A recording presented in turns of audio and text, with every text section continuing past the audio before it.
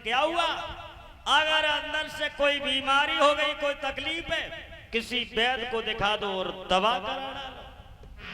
लेकिन कंस कहने लगा बाबा जी बात तो एक है, बात एक है। अरे तुम्हें तो मालूम है बाबा जी कि हमारा काल पैदा हो गया है। मेरे पास में जितने राक्षस थे, अगासुर बकासुर तृणाव्रत जैसे राक्षसों को मैंने भेज दिया, और मेरी जो बहन थी पूतना मैंने उसे ही भेज दिया। लेकिन दुख इस बात का है बाबा जी, किसी ने लौट करके ये नहीं बताया कि हमारा काल गोरा है या मोटा है या फिर पतला है। किसी ने अभी तक नहीं बताया है बाबा जी, दुख इस बात का है। देव ऋषि नारद कहने लगे कंस दुखी मत हो, एक बात बताएं, तुम ऐसा करो बाबा नंद के लिए पत्र लिखो, और बाबा नंद के लिए पत्र में ये लिख दो कि बाबा नंद हमें काली देह से 2 छपरियां कमल के पुष्पों की आवश्यकता है।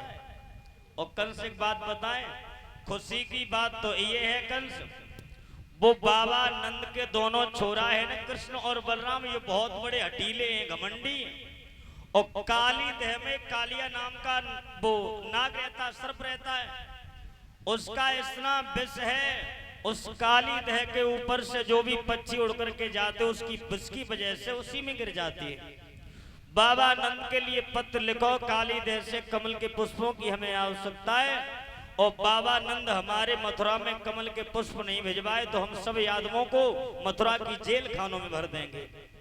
इतनी बात कह करके नारद तो वहां से चले गए, लेकिन कंस ने बाबा नंद के लिए पत्र लिखा, बाबा नंद हमें कमल के पुष्पों की आवश्यकता है, और काली देह से अगर कमल के पुष्प आपने नहीं भिजवाए तो सब यादवों को पकड़ करके हम मथुरा की जेल खानों में भर देंगे। नीचे कंस ने अपने हस्ताक्षर कर दिए,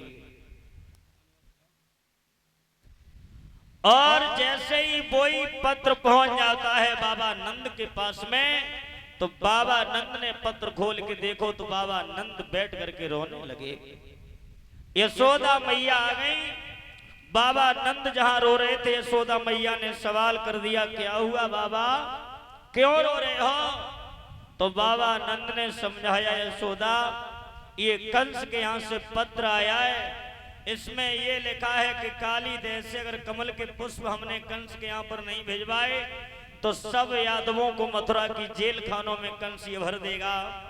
ये 501 रुपया कथा में दान कर रहे हैं श्रीमान देवेंद्र सिंह, नंगला देवी के रहने वाले हैं, उनकी तरफ से भाई देवेंद्र की तरफ से 501 रुपया कथा में दान आया है। बाबा नंद भी रोने लगे, यशोदा मैया भी रोने लगी, और जब दोनों लोग रो रहे थे लेकिन भगवान कन्हैया आ गए। भगवान कन्हैया ने आवाज लगाई मैया, और मैया, और भगवान कन्हैया द्वार से ही बोले मैया, अरे मांग लो माखन रोटी गोपाल भैया, मांग लो माखन रोटी कन्हैया भैया।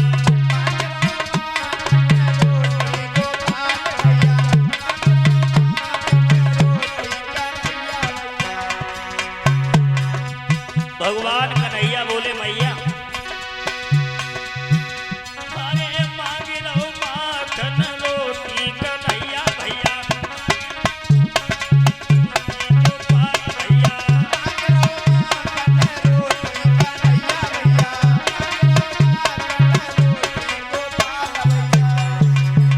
भगवान कन्हैया बोले मैया, यशोदा बैठी आंगन में रोवे, यशोदा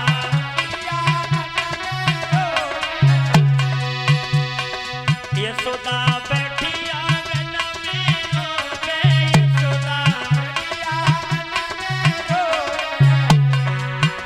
अब कब रही बोटी बोटी गोपाल भैया, मांग लो माखन रोटी कन्हैया भैया,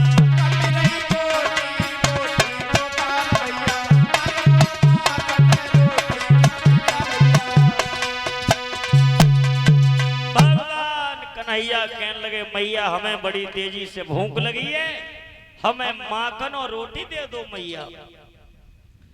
जब ये कहा माखन और रोटी दे दो, यशोदा मैया जहां बैठ करके रो रही थी, भगवान कन्हैया वहीं पर पहुंच गए। और भगवान कन्हैया ने जब आंखों में आंसू देखे हैं तो सवाल कर दिया, मैया क्या हुआ? अरे काहे को रो रही हो मैया?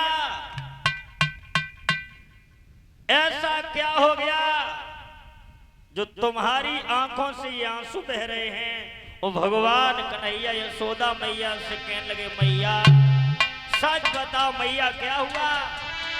इतना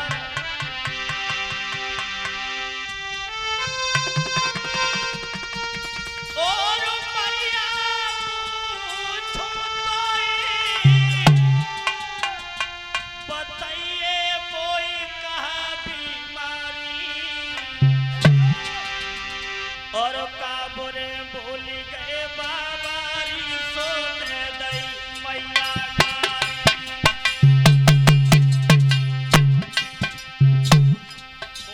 भगवान कन्हैया मैया सच बताओ क्या हुआ?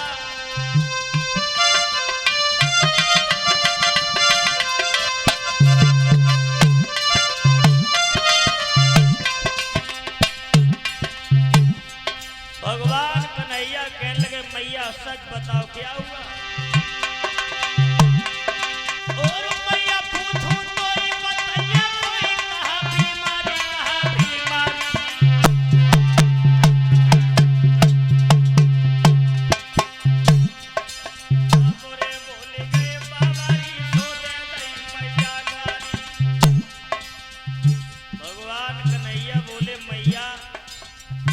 अगर बाबा नंद से तुम्हारा झगड़ा हुआ तो इसमें हम कुछ नहीं बोलेंगे मैया, लेकिन सच बता दो मैया, ये तुम्हारे आंखों में आंसू किसने निकलवाए?